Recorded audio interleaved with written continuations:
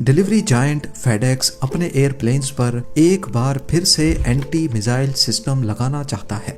इससे पहले अर्ली 2000 में फेडेक्स अपने 10 कार्गो प्लेन्स को यूएस एयर स्पेस में ऑपरेट करता था, जिन पर लेजर एंटी मिसाइल सिस्टम लगे थे।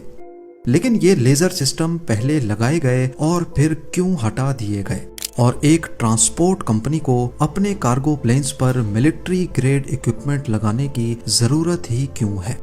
जेम टीवी की वीडियोस में एक बार फिर से खुशामदीद। नाजरीन, 2003 में एक ऐसा वाकया हुआ जिसने इंटरनेशनल मीडिया की अटेंशन घेर ली।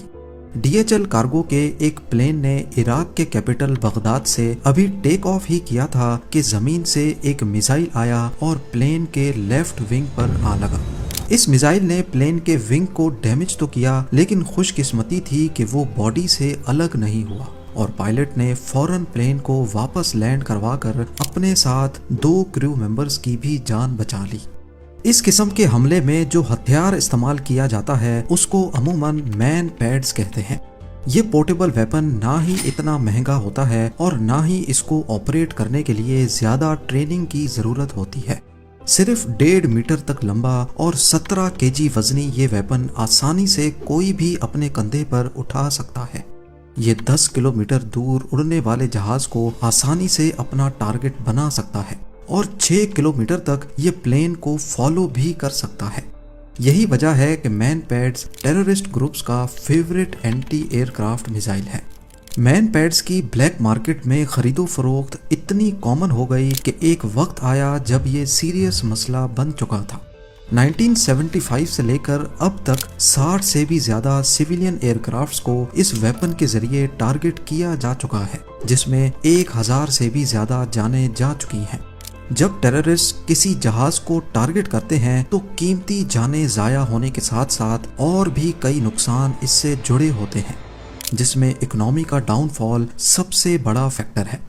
एक सर्वे के मुताबिक जब कोई सिविलियन एयरक्राफ्ट अटैक की जद में आता है तो इसमें होने वाला डायरेक्ट नुकसान 1000 करोड़ यूएस डॉलर्स तक होता है, लेकिन कंट्री की इकोनॉमी पर होने वाला इनडायरेक्ट नुकसान हमारी सोच से भी ज्यादा होता है।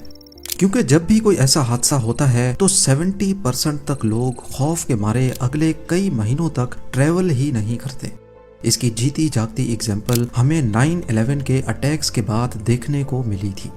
इस बढ़ते हुए खतरे के जवाब में 2003 के अंदर यूएस कांग्रेस ने कदम उठाया और कमर्शियल एयरप्लेन्स को मैन पैड से बचाने के लिए कोशिश शुरू कर दी। इस प्रोग्राम को काउंटर मैन पैड्स का नाम दिया गया, जिसमें मिलिट्री टेक्नोलॉजी को इस्तेमाल करके एंटी मिसाइल सिस्टम बनाने का फैसला किया गया। पर क्योंकि ये एंटी मिसाइल सिस्टम किसी मिलिट्री प्लेन पर नहीं बल्कि कमर्शियल प्लेन्स पर लगने थे, इसी वजह से इनमें कुछ चेंजेस करने की जरूरत थी। यूएस होमलैंड सिक्योरिटी ने ये काम 2 अलग अलग कंपनीज के जिम्मे लगाया। एक थी BAE सिस्टम्स और दूसरी कंपनी थी नॉर्थरॉप ग्रामन। BAE सिस्टम ने जेट आई नामी सिस्टम डेवलप किया, जबकि नॉर्थरॉप ग्रामन के बनाए गए सिस्टम को गार्डियन का नाम दिया गया। ये सिस्टम प्लेन के फ्यूजलाज के नीचे इंस्टॉल किए गए, जो आने वाले मिसाइल को डिटेक्ट करके उसको खत्म तो नहीं कर सकते थे, लेकिन लेजर बीम फेंककर मिसाइल को कंफ्यूज करके उसकी डायरेक्शन चेंज कर सकते थे। आपको यहाँ बताते चलें कि मैन पैड मिसाइल में कुछ सेंसर्स लगे होते हैं जो जेट इंजन से निकलने वाले एग्जॉस्ट की गर्माइश को डिटेक्ट करके उसको फॉलो करते हैं। इन मिसाइल की स्पीड किसी कमर्शियल प्लेन की स्पीड से 2.5 टाइम्स ज्यादा होती है। इसी वजह से ये बड़ी आसानी से प्लेन तक पहुंचकर उनको हिट कर सकते हैं। एंटी मिसाइल सिस्टम से निकलने वाली लेजर बीम मिसाइल के सेंसर को कंफ्यूज करके उसको टारगेट से दूर लेकर जाती है। BAE ने अपना सिस्टम अमेरिकन एयरलाइंस के 3 बोइंग 767 पैसेंजर प्लेन्स पे लगाया, जबकि नॉर्थरॉप ग्रामन ने अपना गार्डियन पॉड फेडेक्स के 10 कार्गो प्लेन्स में इंस्टॉल किया। दोनों कंपनीज के अलग अलग सिस्टम्स को इंस्टॉलेशन से पहले डमी जेट इंजन पर टेस्ट भी किया गया था। इस काम के लिए काफी ऊंचाई पर पहाड़ों के बीच वायर्स लगाई गईं, जिन पर डमी प्लेन्स को अटैच किया गया। इस प्लेन पर एंटी मिसाइल सिस्टम और जेट इंजन भी लगाया गया, जो कमर्शियल एयरलाइन जितनी हीट निकालता था। एक नहीं, दो नहीं, बल्कि कई मर्तबा टेस्ट मिसाइल फायर करने के बाद ये देखा गया कि दोनों कंपनीज की तरफ से बनाया जाने वाला एंटी मिसाइल सिस्टम कामयाबी से मिसाइल को अपने से दूर कर रहा है। लेकिन उसके बावजूद भी 2008 में जिन जिन प्लेन्स पर ये सिस्टम्स इंस्टॉल किए गए थे उनको वापस निकाल दिया गया, और उसकी सबसे बड़ी वजह थी इन पर होने वाला खर्चा और एक्सपोर्ट कॉम्प्लिकेशन। इस एक एंटी मिसाइल सिस्टम की कीमत 10 लाख US थी। पैसेंजर एयरलाइंस जो कंपटीशन की वजह से वैसे ही बड़ी मुश्किल से प्रॉफिट जनरेट कर पाती थी, उनके लिए ये एक्स्ट्रा कॉस्ट सर का दर्द बन चुकी थी। इसके अलावा इस सिस्टम की रेगुलर मेंटेनेंस एयरलाइन ऑपरेशन को डिस्टर्ब कर रही थी। कई मर्तबा तो अमेरिकन एयरलाइंस के उन तीनों जहाज़ों को बगैर एंटी मिसाइल सिस्टम एक्टिवेट किए ही जाने दिया जाता था। और तीसरी सबसे बड़ी मुश्किल थी टेक्नोलॉजी एक्सपोर्ट। अब क्योंकि ये टेक्नोलॉजी अमेरिकन मिलिट्री की थी और जहाज जब ये सिस्टम लेके कंट्री से बाहर जाएंगे तो इस बात के काफ़ी चांसेस हैं कि ये टेक्नोलॉजी लीक हो जाएगी। इसी वजह से एयरलाइंस को पाबंद किया गया कि वो अगर एंटी मिसाइल सिस्टम लगवाएंगे तो उनको एक्सपोर्ट लाइसेंस का खर्चा भी बर्दाश्त करना होगा। ये सॉल्यूशन किसी भी तरह से लॉजिकल नहीं था, क्योंकि ये प्रैक्टिस अमेरिकन एयरलाइंस के लिए तो लाजमी की जा सकती थी, लेकिन दूसरी कंट्रीज की एयरलाइंस ये सिस्टम ना लगवाकर अपनी कॉस्ट बचा सकेंगी और कंपटीशन में पैसेंजर्स को सस्ते टिकट भी दे पाएंगी। तो इन शॉर्ट ये सिस्टम अमेरिकन एयरलाइन बिजनेस के लिए सुसाइड से कम नहीं था।